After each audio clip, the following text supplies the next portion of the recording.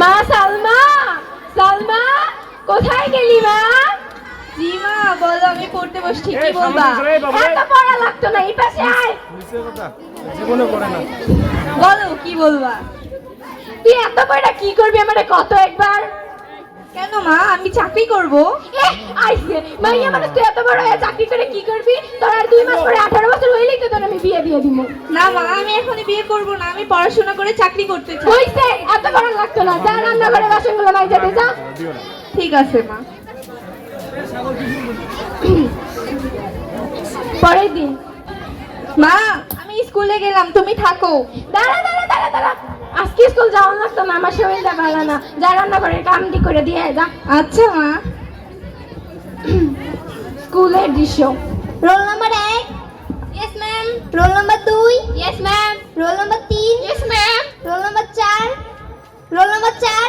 Ma'am, Salma কি আজ আসেনি? না ম্যাম। ওর মায়ের সঙ্গে কথা বলতে হবে, মেয়েটা বড্ড স্কুল অ্যাবসেন্ট করে। বিকেল বেলা।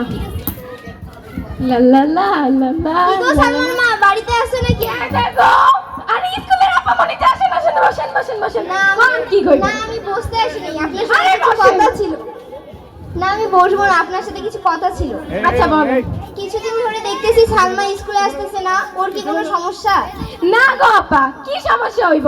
মাইয়াটা বড় হইতাছে, কয়দিন পরে বিয়ে দিব, এর লাগে আর কি আমি ঘরের কাম কাজ শিয়াইবার লেগে যাইতে দেই না।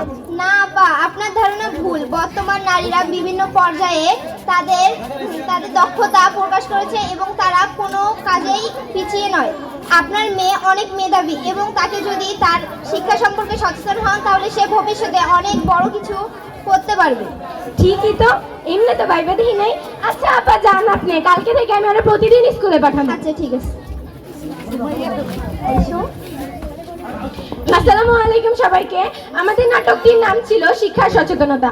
আমাদের সমাজে এখনো অনেক মা বাবা রয়েছে যারা তাদের মেয়ে সন্তানের শিক্ষা সম্পর্কে সচেতন নয়। আমাদের উচিত তাদেরকে যথাসম্ভব বোঝানো এবং তাদের মেয়ে সন্তানের শিক্ষা সম্পর্কে সচেতন করে তোলা।